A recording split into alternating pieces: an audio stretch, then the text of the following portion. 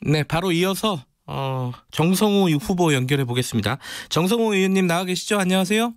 예, 안녕하세요. 정성호입니다. 네, 지금 그 김태년, 전해철 그 두 후보를 주류라고 하고 네. 정성호 의원님을 비주류라고들 언론에서 많이 부르더라고요. 이 구분에 대해서는 어떻게 생각하세요?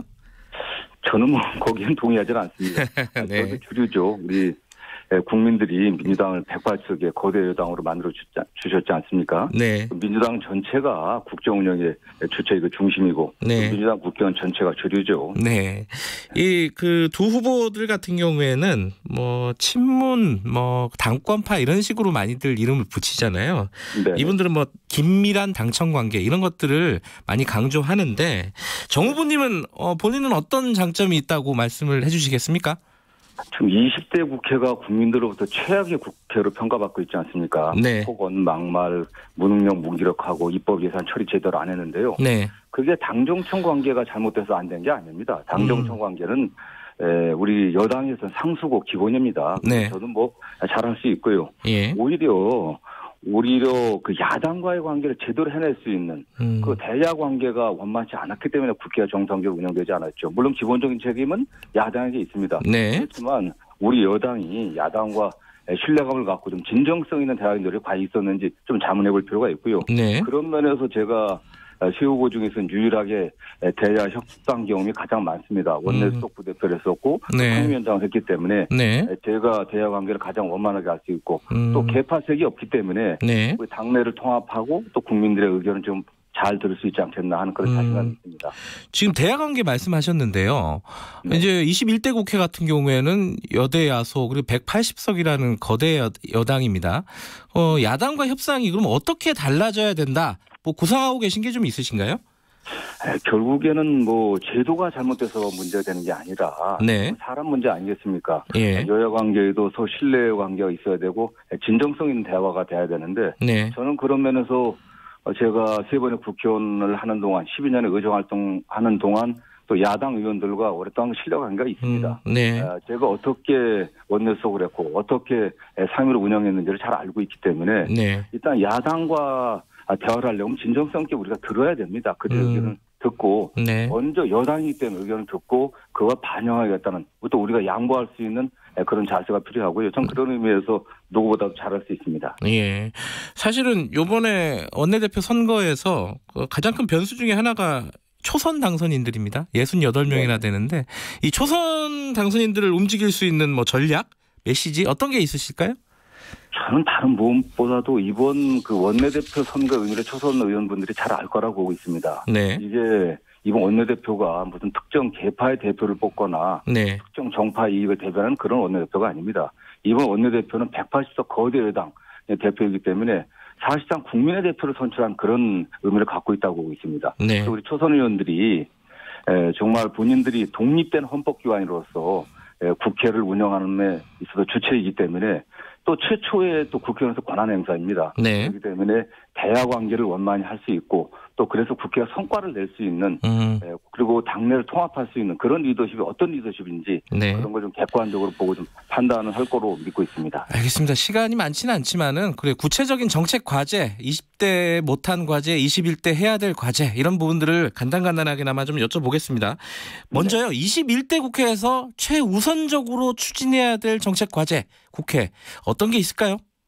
일단 국민들이 20대 국회를 일 안 하는 국회로 좀 보고 있습니다. 그래서 네. 일할 수 있는 국회 시스템을 만드는 게 시급하다고 보고 있습니다. 그렇기 때문에 이미 여러 의원들이 법안을 내놓은 국회법 그 개정안들을 모아갖고 여야가 빨리 합의해서 처리해야 될 것 같고요. 예. 또 국회에 대한 불신을 만들어내는 막말, 폭언들, 최근에 뭐 대북관계 발언 등 문제되고 있지 않습니까? 이런 예. 걸 없앨 수 있는 윤리투기를 강화할 수 있는 그런 법규의 어떤 정비가 꼭 필요할 것 같고요. 예. 그리고 동시에 지금 코로나 위기에 대응해서 예. 국회가 제대로 예산 입법을 뒷받침해야 됩니다. 그래서 경제 관련 법안들 특히 기업 현장이나 노동 현장에서 요구하는 그런 법안들을 빨리 처리해야 되고요. 네. 또 셋째로 20대 국회가 마무리 못한 법안들이 많습니다. 네. 여야가 합의했지만 여러 가지 이유로 처리 안 되고 있는 그런 민생 법안들을 빨리 처리해야 된다고 좀 보고 있습니다. 예. 일할 수 있는 국회를 만들려면 제일 중요한 게 뭐라고 생각하세요?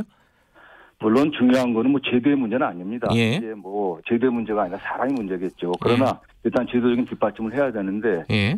역시 국회가 늘 일하는 모습을 보여야 됩니다. 상시 국회를 열어야 되고 상시국회.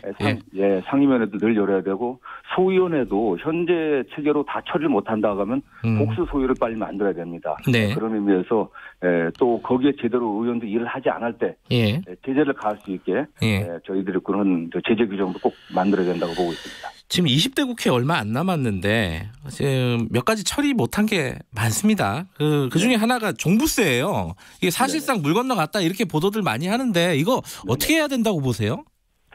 저는 뭐 마지막까지 그 여야가 협상을 해갖고 이거 처리해야 된다고 보고 있고요. 5월 29일까지 임기가 아니겠습니까? 근데 국회의원들이 임기 동안 일도 안 하고 마무리도 안 하고 마지막 세비 받아가는 건 그건 부도덕 관행이 아니겠습니까? 여야가 다시 협의를 해야 될 것으로 보고 있고요.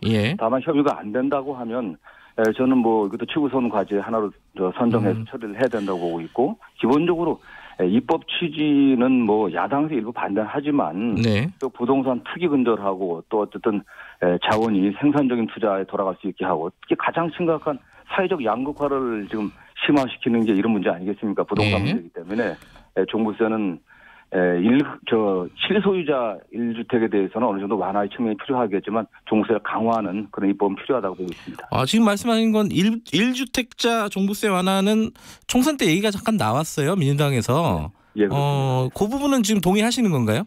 네, 그렇습니다. 다른 뭐 소득이 없는 장기 보유 1소유자에 대해서는 종부세를 좀 완화시킬 수 있는 그런 조정은 충분히 논의를 해야 된다고 보고 있습니다. 이거는 이제 지금 민주당 지도부에서 일단 지금 얘기를 꺼내지 말자는 분위기인데 개헌은 어차피 21대에서 얘기가 나올 거예요. 원내대표가 되신다면 개헌 문제는 어떻게 처리를 해야 된다고 보세요? 저는 현재 헌법이 87년도에 개헌되었고 그 이후에 변화가 없습니다. 그동안 뭐 사회경제적 변화가 굉장히 많았는데 개헌의 필요성은 있지만 지금 현재의 상황이 국회가 개헌 논의를 할 수 있는 그런 상황은 아닌 것 같습니다. 그렇기 때문에 지금 당장 코로나 위기 극복을 위해 갖고 국회가 일을 해야 되고 특히 경제 관련 법안을 처리해야 되기 때문에 이런 측면에서 국회가 제대로 일을 다 하고 난 다음에 여야가 합의된다고 하면은 뭐 개헌 논의를 시작할 수 있겠죠. 그러나 지금 1기 원내대표가 관심 갖고 추진해야 될 사항은 아닌 것으로 보고 있습니다.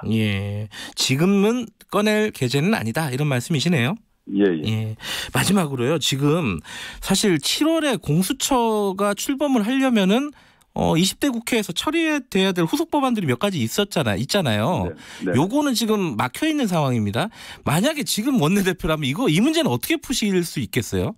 일단 시급한 게 공수처가 일단은 형식적으로라도 출범을 해야 됩니다. 그 문제가 공수처장 임명 문제이기 때문에 저는 현재 국회에서 통과된 공수처장 임명에 관련된 그 절차를 준수해갖고 공수처장 임명을 신속히 하고 그런 상황에서 관련 뭐 검경 수사권 조정 문제라든가 또는 뭐 경찰 개혁 법안들이 좀 처리돼야 된다고 보고 있습니다. 알겠습니다. 오늘 말씀 잘 들었습니다. 고맙습니다. 감사합니다. 원내대표의 출사표를 던진 더불어민주당 원내대표 후보 정성호 의원이었습니다. 전해철 후보는 오늘 아침에 스케줄상 맞지 않아가지고 인터뷰를 못했다는 점 청취자분들에게 양해 말씀드립니다.